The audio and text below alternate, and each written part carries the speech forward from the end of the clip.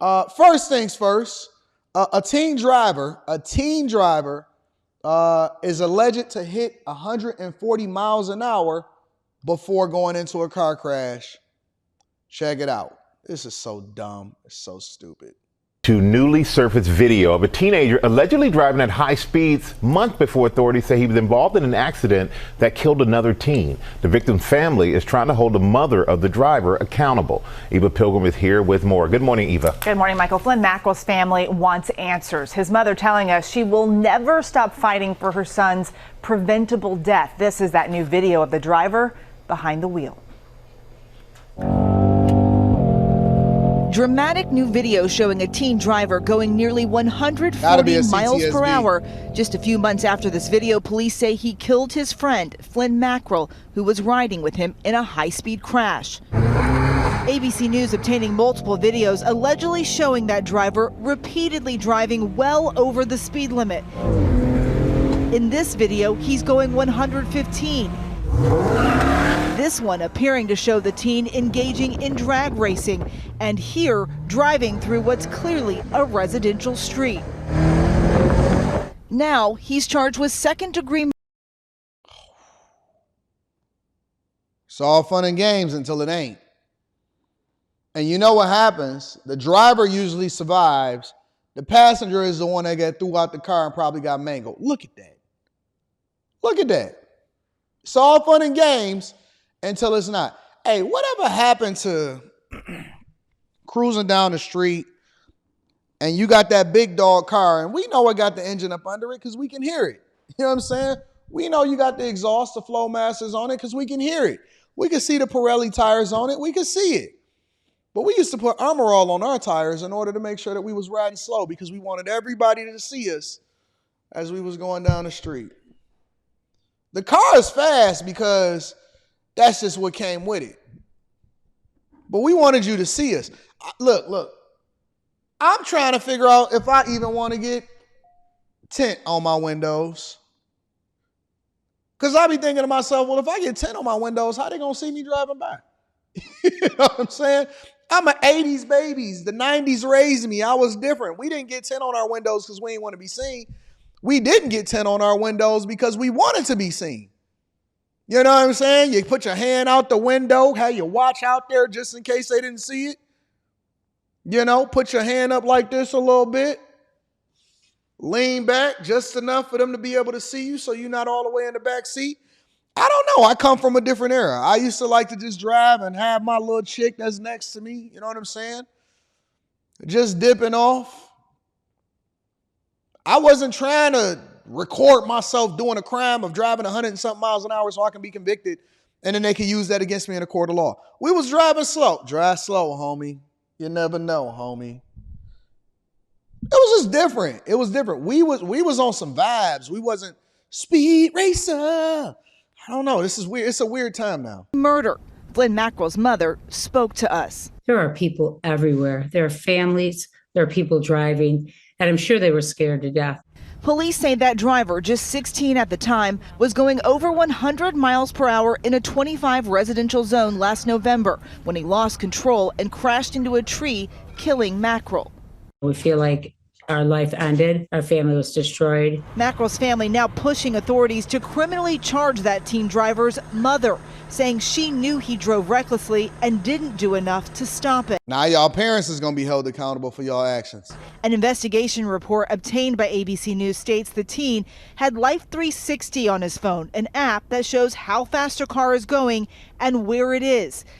They leveraging this technology against y'all and y'all don't even know it.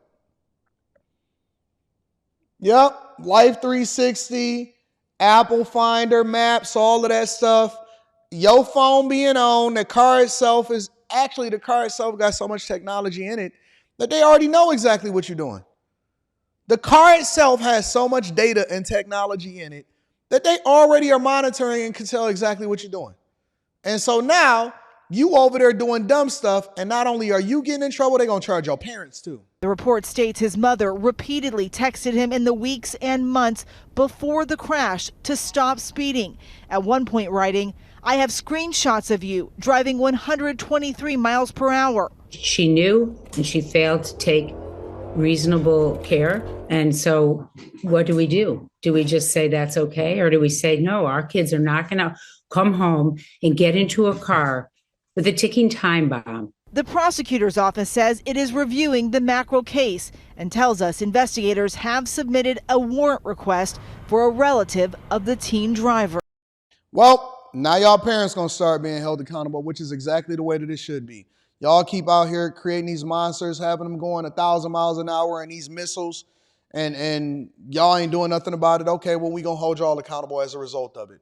A Dunkin' Donuts franchise manager, not the owner, the manager, was caught and accused of stealing customers' credit cards. Check it out.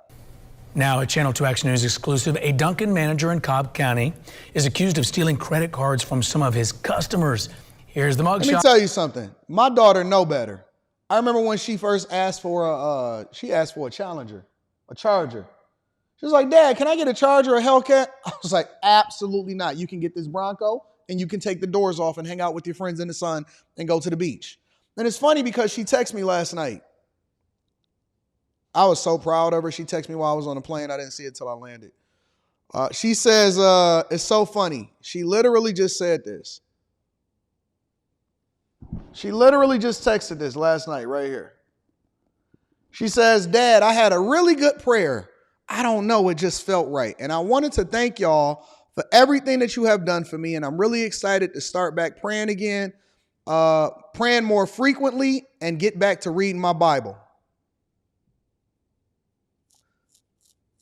Literally, yesterday, while I was on the plane, that's what she texted me. That's what she texted me. I just had a really good prayer. And I don't know, it just felt right. I said, oh my God, this girl is going to make me melt. My little 16-year-old is just going to make me melt. Oh, what do you want, boo-boo? You want $2 million to go shopping today? You want $2 million to go shopping today? Oh, couldn't wait to get home and see my daughter. Couldn't wait to get home.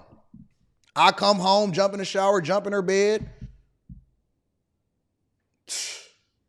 Listen, y'all better start raising y'all kids right. Made me think about starting to have another one.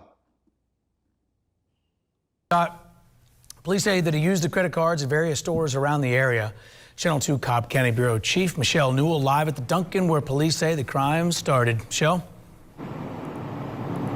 Yeah, and Justin, those customers told me they stopped here at the drive-thru here at Dunkin' just to buy a couple of things, only to later discover a number of fraudulent charges in the thousands. That manager says he admitted to police that he actually stole one of the cards, used it, and sold something that he bought with one of them. But police say when they arrested him, they found more than one stolen credit card. He was a manager at Dunkin' on South Cobb Drive in Smyrna. A lot of people felt the same way I did. They felt like, he was a great guy. Now, Muhammad Alam is accused of stealing from his own customers. I was basically feeling betrayed at that point because I had seen that manager a few times. I spoke with two victims from two cases police are investigating. You're getting your food, you're making sure everything's correct, and you don't even realize you don't have your car back. Police say Muhammad used those victims' credit cards here at this Best Buy. So wait a minute. He took the whole card? So he just finessed y'all. He wouldn't give y'all card back until you say, oh, did you give me my, oh, okay. So he just held on to the card itself. So y'all had to give him y'all card in order for him to do it, and he never gave y'all card back unless y'all asked for it. That's a red flag like a mug, bro. By along Cobb Parkway, one victim says he actually spent more than $1,000 here. Pictures from security cameras at Best Buy on Cobb Parkway helped police zero in on Alam. When they pulled up the footage, I said, oh my gosh, that is definitely the man that worked at Dunkin'. Another victim told police she noticed transactions she didn't make at multiple stores, including this Kroger and this farmer's market on South Cobb Drive. Now Alam is charged with... Do y'all not know that they got cameras everywhere? Several felonies. Definitely set alerts because I did not have alerts. Please make sure that you receive that card back. Sometimes these people do a good job of kind of like keeping you distracted and then they hold on to your card. A Dunkin' representative told me alarm was fired from this franchise location. We looked at some Google reviews on this location where some customers complained about missing credit cards, and they said they noticed fraudulent charges. It's unclear if police are investigating any of those claims. Throw him under the jail. And then last but not least, a deadly crash over in the Bay Area where one is dead after 2 cars goes over the cliff. We are following a developing story now in a scenic spot of San Francisco. A deadly car crash near the historic Cliff House. 2 cars went over the cliff, and investigators are trying to figure out why and how this happened. Let's bring in NBC's Pete Serratos, who joins us right there at the Cliff House with the very latest. Pete.